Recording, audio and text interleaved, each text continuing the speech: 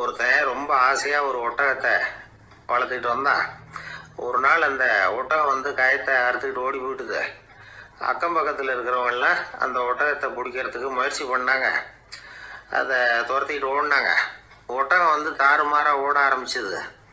இந்த சமயத்தில் ஒட்டகத்தை வளர்த்தவன் அங்கே ஓடி வந்தான். நீங்கள் அதை ஒன்றும் செய்ய வேணாம், விட்டுருங்க. அதோட சுபாவம் எனக்கு நல்லா தெரியும். அதை சுலபமாக என்னோடய வழிக்கு கொண்டுகிட்டு வந்துட முடியும். நான் பார்த்துக்கிறேன், விட்டுருங்க அப்படின்னா. எல்லாரும் விலைக்கு போயிட்டாங்க. இவன் என்ன செஞ்சான் தெரியுமா? கொஞ்சம் புல்லை கையில் எடுத்துக்கிட்டு அந்த ஒட்டகத்தை நெருங்கினான். அவ்வளவுதான். அது ஓடி வந்து இவன் காலடியில் உட்காந்துக்கிட்டது. செல்லமாக அதை அப்படியே தடவி கொடுத்தான். முதுகில் ஏறி உட்காந்துக்கிட்டான். அது பாட்டுக்கு சாதுவாக நடந்து போகுது. இந்த கதையை நபிகள் நாயகம் தம்முடைய தோழர்களுக்கு சொல்கிறார்.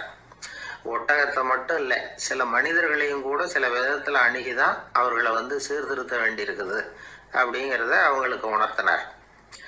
இது ஒரு அழகான உளவியல் அணுகுமுறை. சில குடும்ப தலைவர்கள் கூட இந்த ஒட்டகம் மாதிரி நடந்துக்கிறது உண்டு, அப்புறம் அடங்கி போகிறதும் உண்டு.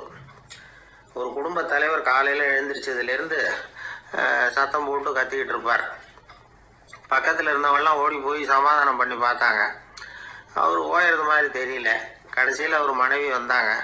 நீங்கள் எல்லாம் விலைக்கு போயிடுங்க, அவர் சுபாவம் எனக்கு தெரியும், நான் பார்த்துக்கிறேன் அப்படின்னாங்க. சரின்னு எல்லாரும் போயிட்டாங்க.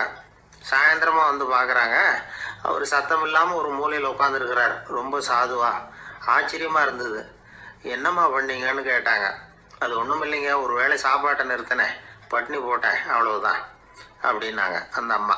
தென்கட்சி கோ. சாமிநாதன் ஐயா அவர்களின் இன்று ஒரு தகவல் நகைச்சுவை கதைகளை கேட்டு ரசித்தமைக்கு நன்றி.